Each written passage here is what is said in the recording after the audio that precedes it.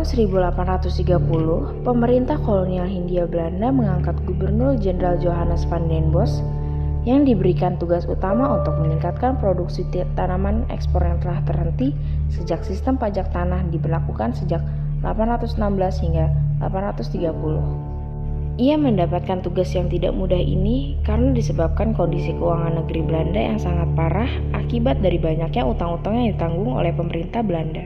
Permasalahan keuangan ini tidak dapat ditanggung oleh pemerintah Belanda sendiri, sehingga solusi untuk mengatasi permasalahan keuangan di negeri-negeri koloni Belanda yaitu salah satunya adalah Hindia Belanda atau Indonesia. Kondisi seperti inilah yang membentuk Jenderal Johannes van den Bosch merencanakan untuk membuat kebijakan kultur Seita.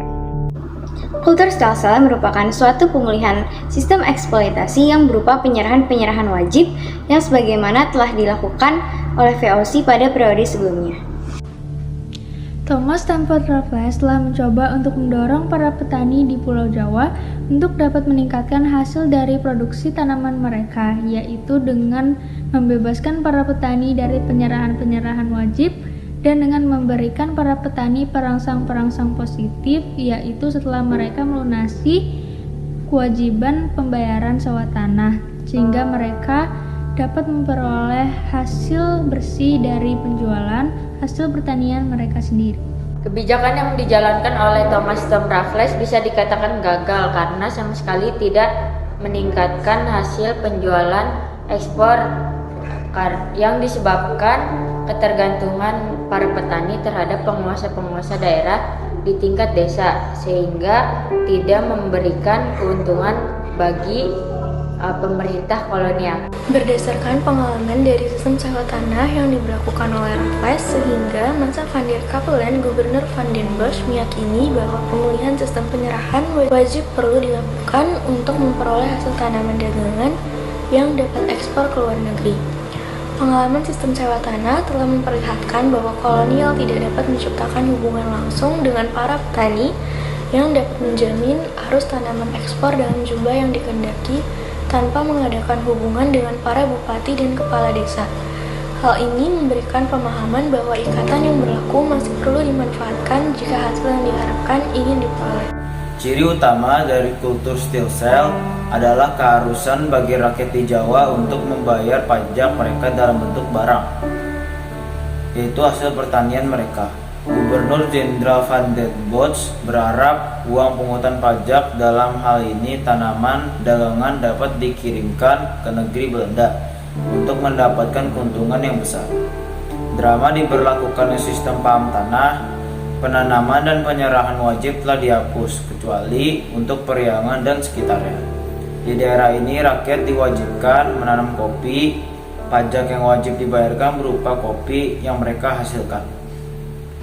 Ketentuan sistem tanam paksa telah tertera di dalam Statsblad Lembaga Negara tahun 1834 nomor 22. Pada keterangan Statsblad terlihat bahwa tidak ada paksaan terhadap rakyat dalam sistem tanam paksa tersebut. Tapi sistem tanam paksa seringkali menyimpang dari ketentuan-ketentuan pokok sehingga rakyat yang dirugikan.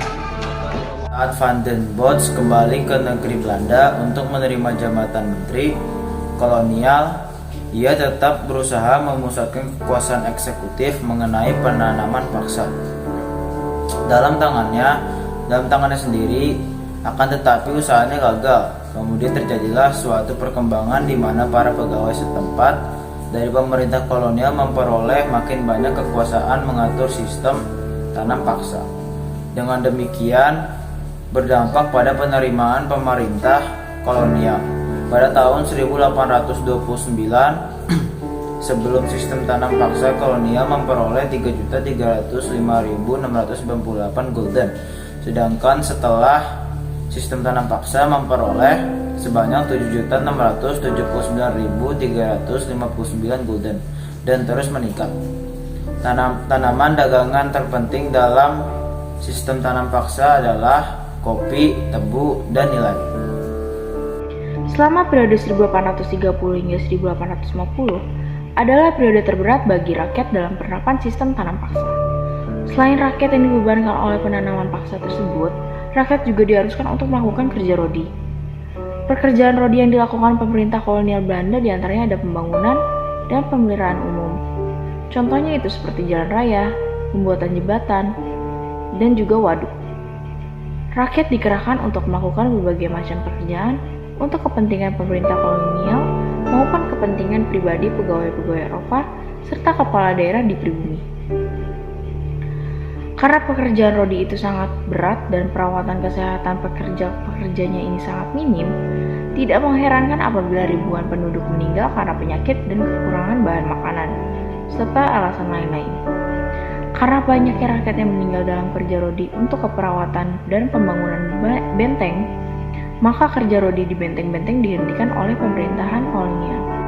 Perkembangan yang tampak pada masa ini adalah kenaikan produksi hasil-hasil tanaman perdagangan yang pesat diakibatkan oleh penanaman paksa sejak tahun 1830, antara lainnya dari angka-angka ekspor hasil-hasil pertanian. Misalnya, selama tahun 1830, sewaktu penanaman paksa itu baru dimulai, ekspor kopi berjumlah 288.000 pikul, ekspor gula berjumlah 108.000 pikul, dan ekspor nila berjumlah 42.000 pound dalam tahun 1831.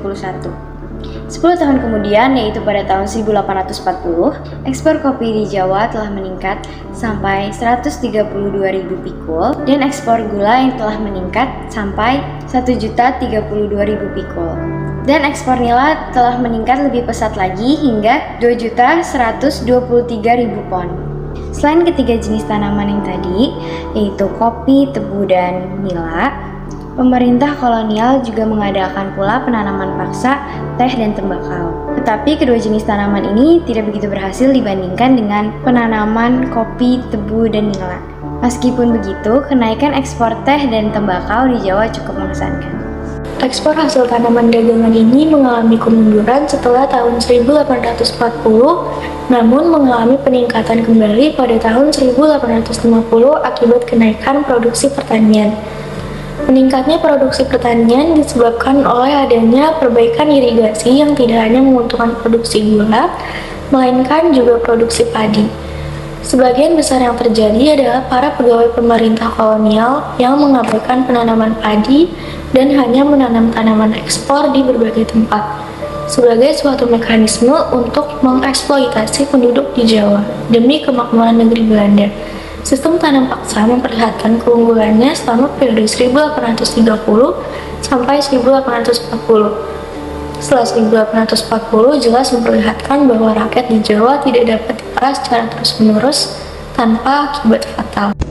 Kritik terhadap sistem tanam paksa ini mulai muncul pada tahun 1850 hingga 1860. Kritik terhadap sistem ini mulai muncul di berbagai kalangan yang disebabkan oleh kejadian-kejadian di Jawa Tengah dan juga stagnasi dalam produk pertanian yang merupakan pertanda jelas bahwa batas-batas kemampuan sistem tanam paksa untuk memperoleh hasil produksi pertanian yang lebih banyak dari rakyat telah tercapai.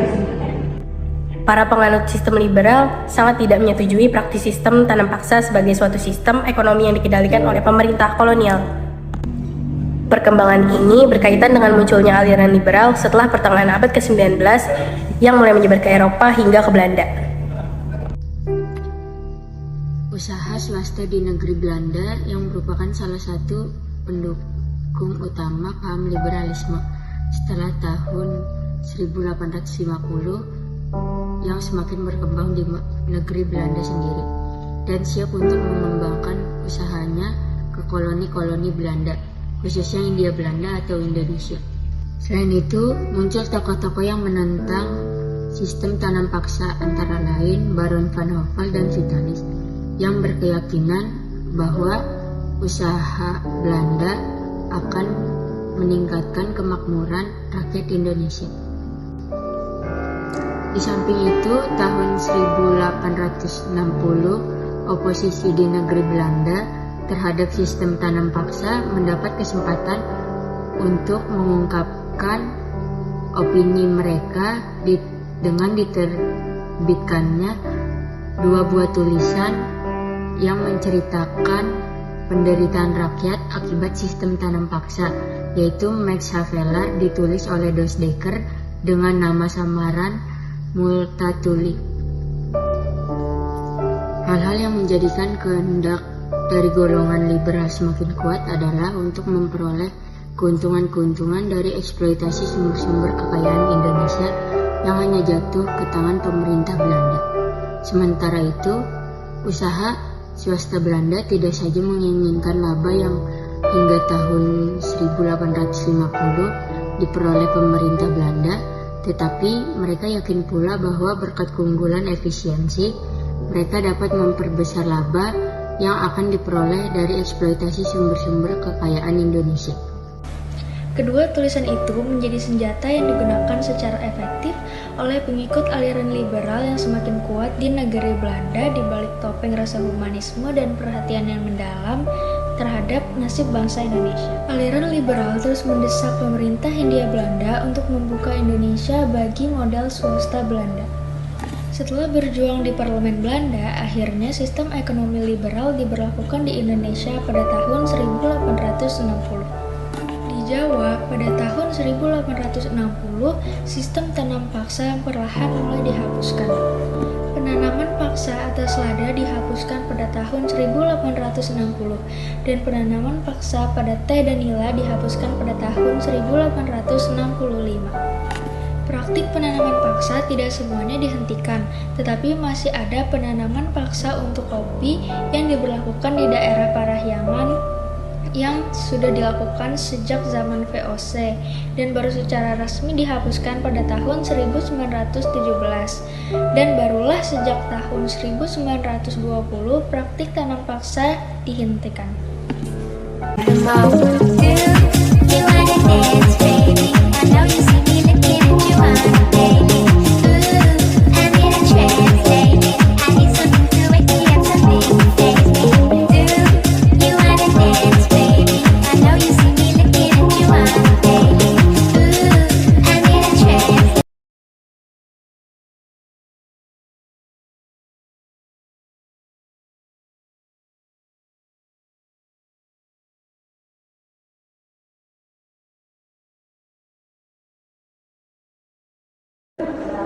Jangan berisik, mohon.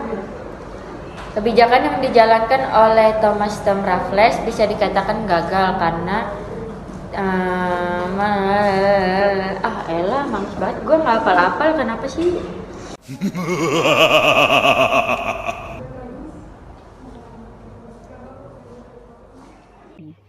Pekerjaan Rodi yang dilakukan untuk pemerintah kolonial diantaranya adalah pembangunan dan pemeliharaan umum seperti jalan raya, jembatan keterusan, dan waduk. Jembatan keterusan maksudnya apa ya? Marah-marah mulu, maunya apaan sih?